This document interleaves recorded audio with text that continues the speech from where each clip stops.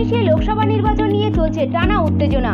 সমস্ত রাজনৈতিক দলগুলো তাদের প্রচারে মাঠে নেমে পড়েছেন। থেমে থাকেনি দক্ষিণ 24 পরগনা জেলার যাদবপুর লোকসভা প্রার্থীরা। আজ সকালে বামফ্রন্ট প্রার্থী বিকাশ রঞ্জন ভট্টাচার্য গাবতলা থেকে হাতিশালা পর্যন্ত মিছিল সহকারে ভোট প্রচার করেন। পাল্টা বৈকালবেলা তৃণমূল কংগ্রেসের ভাঙড়ের নেতারা ভগবানপুর অঞ্চলের কর্মী সভায় ভোট প্রচার করেন।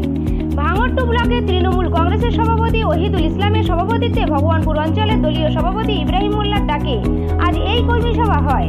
এই কর্মী সভায় তৃণমূল কংগ্রেসের নেতারা রীতিমতো চ্যালেঞ্জ ছুড়ে দেয় বামফ্রন্ট প্রার্থী বিকাশ রঞ্জন ভট্টাচার্যের দিকে এবং সকলেই দাবি করেন মিমি চক্রবর্তী শুধু ভাঙড় নয় গোটা যাদবপুর কেন্দ্র থেকে জিতবেন। তবে এ বিষয়ে তারা বলেন,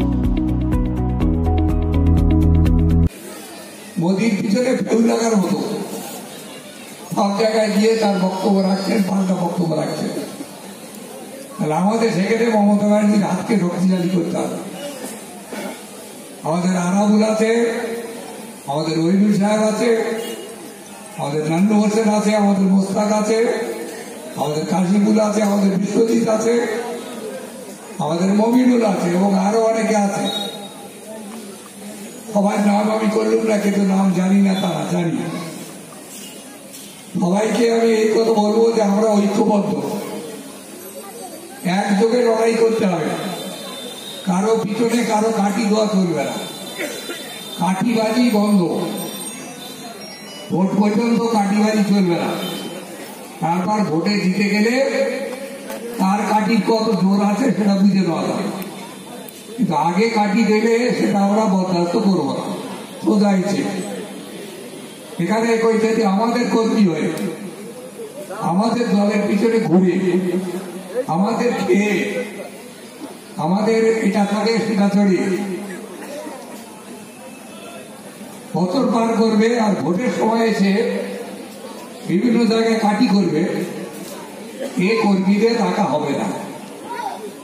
সভাপতি হিসেবে আমি নির্দেশ দিচ্ছি, আমি যাব যে আমি কুতুবির মুঠটাকে দেখলাম যে সেখানে আমার মমিনুল ভালো বলে, মমিনুল নিজের অবজার্ভ করবে, যাতে ওখানে আরামুদ্দা হয়েছে এখান থেকে 4 জন ওখানে চলে যাবো, যাবো না।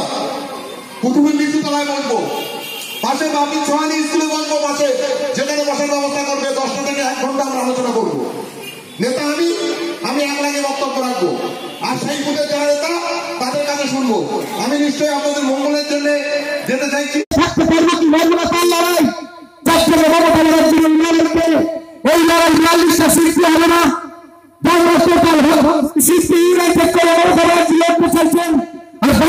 একটা সিটও যদি খসে যায় মমতা ব্যানার্জির দুর্ভাগ্যত আমাদের যাদবপুর হবে না দিদি, কিন্তু যাদবপুরের total vote of percentage total পশ্চিমবাংলার ভোট অফ পার্সেন্টেজ যোগ হবে। যাতে পশ্চিমবাংলার total vote of percentage 50% up করেছে।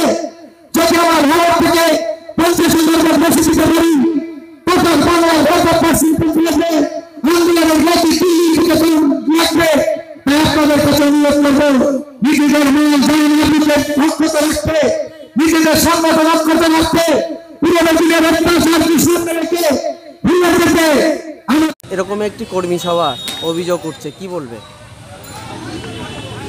এটা নির্বাচন বিধি ভাঙা আমি বলবো না, কারণ আমরা এটা এখানে আমাদের নিজের জায়গায় নিজস্ব জায়গায় আমরা বাইরে কোনো মাইক টাইক খাটাই নে, আমাদের বক্সের মধ্যে দিয়ে আমাদের নিজেদের কর্মীদের নিয়ে বা কোনো রাস্তা জাম করে বা কারো ক্ষতি করে এই নির্বাচন বিধি আমরা ভাঙার চেষ্টা করি না।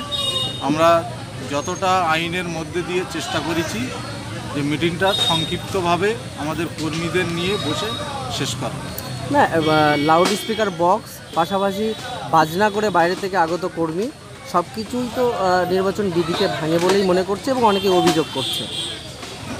এগুলো কিছু কিছু কর্মীরা যারা এসছে বাজনা করে তাদেরকে আমরা মানাও করে দিয়েছিলাম। কিছু দলের কিছু উন্মাদনা কর্মী থাকে, তারা আগে আবেগকে ধরে রাখতে না পেরে তারা এইভাবে এসছে।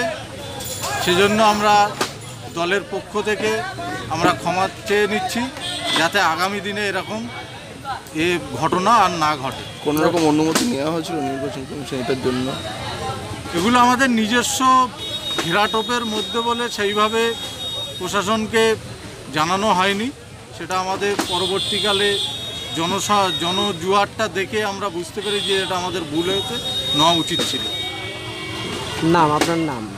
নাম ডেজিগনেশন ইব্রাহিম মোল্লা, ভবানপুর অঞ্চল সভাপতি।